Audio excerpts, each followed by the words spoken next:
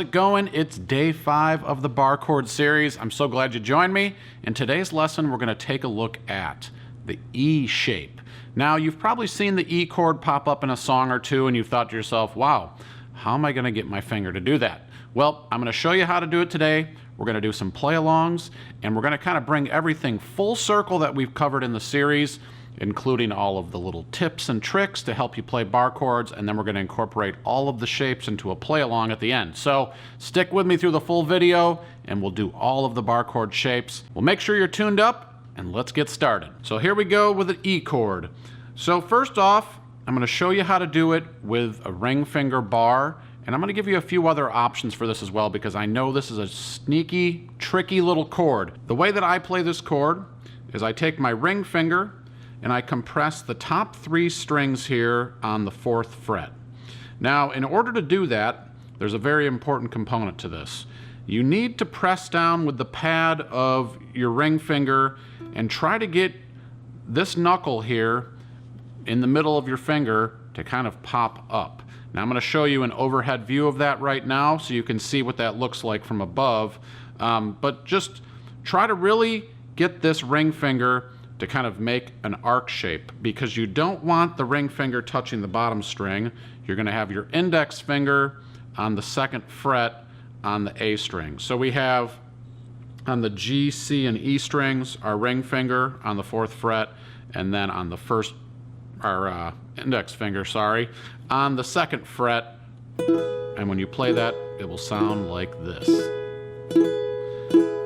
Now, your middle finger and pinky finger can just be out of the way to try to make room for this. Now, again, as I mentioned, super important here is the thumb position. I will also show you guys an overhead picture of that right now, but you want to make sure that your thumb is right in between your 2 fingers on the back of the neck. So it should be kind of splitting between. So it's actually sitting on the 3rd fret on the middle of the neck. Now, that's going to help keep your hand forward. If your hand is pulled back, there's no way you're going to be able to get your ring finger to really pop up like this. Now, I know it's a weird finger contortion thing that you're trying to do to play an E chord, and I don't understand why they ever made it this shape, but they did. So try to play that, and as you go through it, again, make sure that all of the notes are ringing out. If you hear dead notes, try to make an adjustment. Now, with this chord, it will take some time. I promise you that, but just stick with it, because eventually you're going to get it and you're going to be happy that you did. So let me give you a second option for playing this. So let's say your hand is just not going to cooperate. Your ring finger doesn't want to do this weird contortion thing, and that might be some of you. The other option you have is you can full bar the 4th fret here, and again, you want to turn on the outside of your index finger, and then your pinky would go out here on the 7th fret. So you'd be actually making, I'll get my other fingers out of the way, this shape here. So that's the same as playing this other version of E with a different shape. It's got a slightly different sound because you've got the pinky out here on the 7th fret, but ultimately it's an E chord. And then, for those of you who are saying, Kevin, are you crazy? Why would you make me put my finger in this position? It hurts.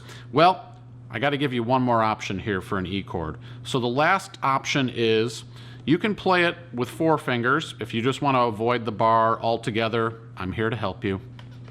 I am.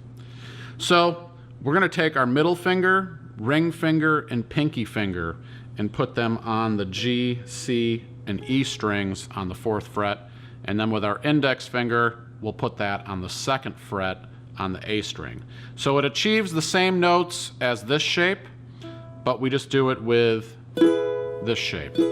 So that might be an option for you. So if you need to pause this video, take a moment here just to kind of play around with some of these shapes. See which one works best for you, because there's no written rule that says, oh, you have to play it this way or it's wrong.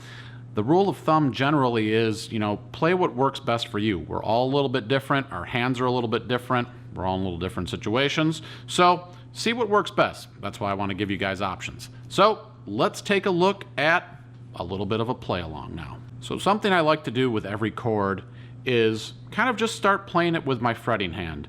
Before I even incorporate my strumming hand, I like to do some repetitions where I just grab the chord, release it, and just really get my fingers used to doing the shape over and over again. I think that's super important as you go with all chords, but especially chords like this that are more challenging than the standard C chord or whatever. It's really good to kind of go through these exercises and work with your left hand. So we're just gonna compress and then release. So we'll do a 4 count and then release, 4 count, compress. So here we go. 1, 2, 3, 4, compress, 2, 3, 4, release, 2, 3, 4, compress, 2, 3, 4, release, 2, 3, 4, compress, 2, 3, 4, release, 2, 3, last 1, compress, 2, 3, 4, release, 2, 3, 4. Now with that exercise, you know, it might seem monotonous to do that, but I really find there's value in doing so. You can do this at any point if you're watching TV or anything. You can kind of sit there and just get the shape ready. Just get your muscles used to doing that shape. Now I know it's really going to feel uncomfortable at first, but as you do it more often, it will just get better and better for you. So you just got to kind of keep with it. Let's incorporate a little bit of rhythm into this now. So I'm going to keep the rhythm nice and simple. We're going to do down, up, clap. So just down, up, and then cover the sound hole. So we'll just keep that nice and simple. We'll do this about 8 times. I'll count us in, and we'll just play the E chord over and over again. Pick whichever way you like to play it. If you want to try it one time through with a certain position, and then, you know, maybe go back, rewind the video, and try it again with the other one. See what's more comfortable for you, see what's feeling good, and then go with it. So here we go.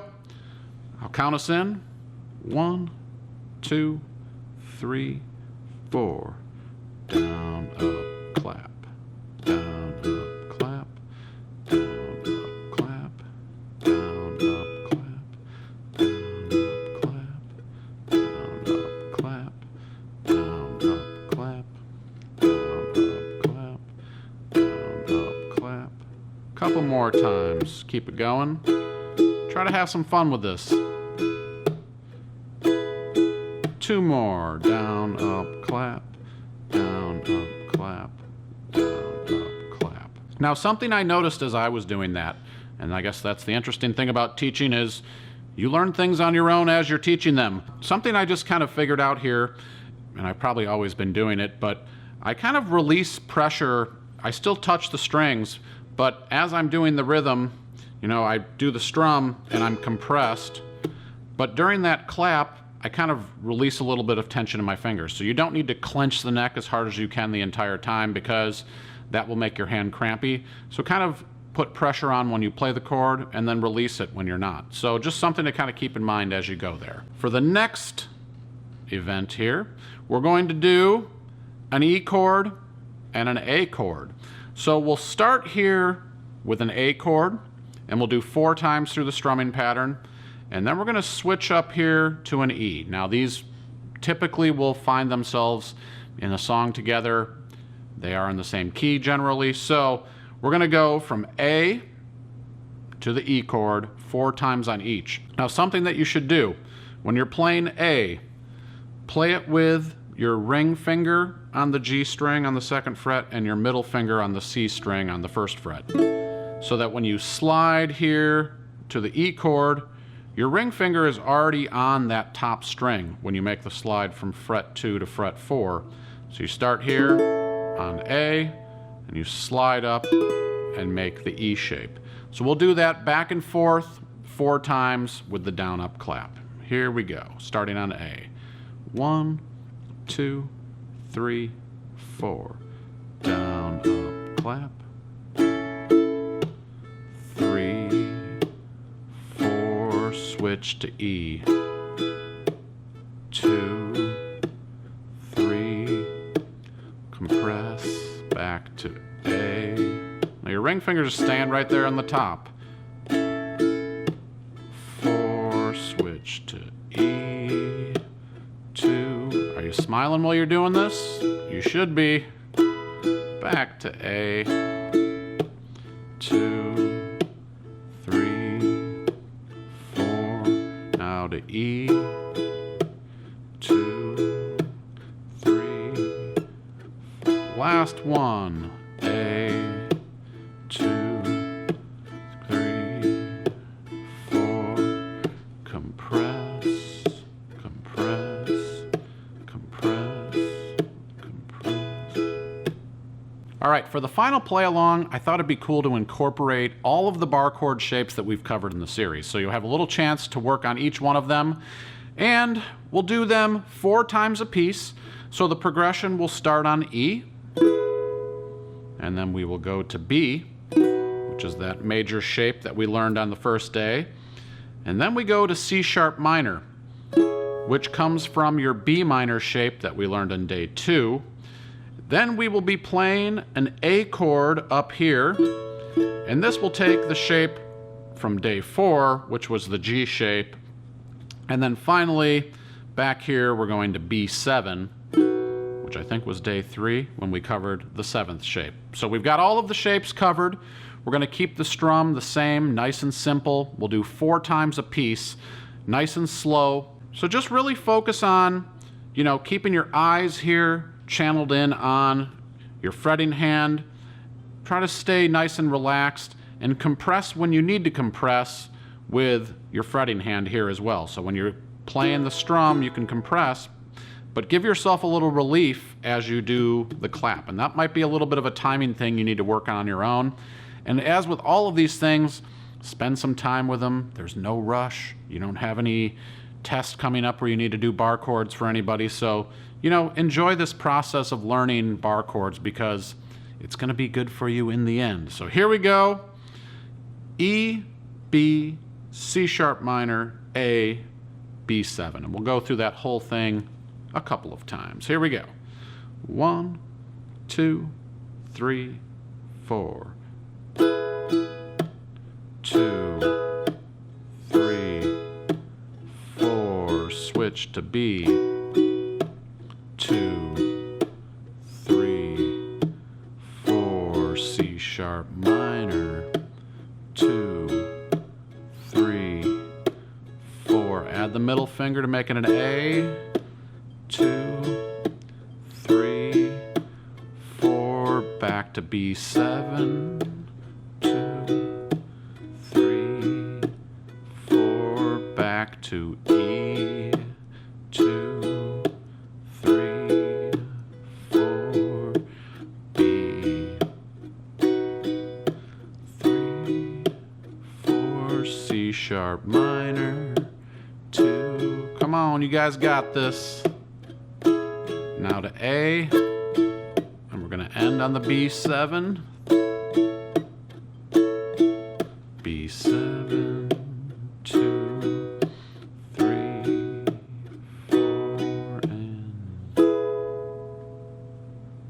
All right, well that wraps up our 5-day series on bar chords. I hope you had some fun, and I hope you're feeling more comfortable and more confident in bar chords right now. Let me know how things are going with bar chords, strumming, finger picking, all of these things. Let me know in the comments below. I love hearing from you guys. I love all of the communication that we have going on. Last but not least, if you guys like this series, I have worksheets, PDFs that are free. You can download them, and I promise they will help you achieve your goals with bar chords. They're available for free at allforuke.com.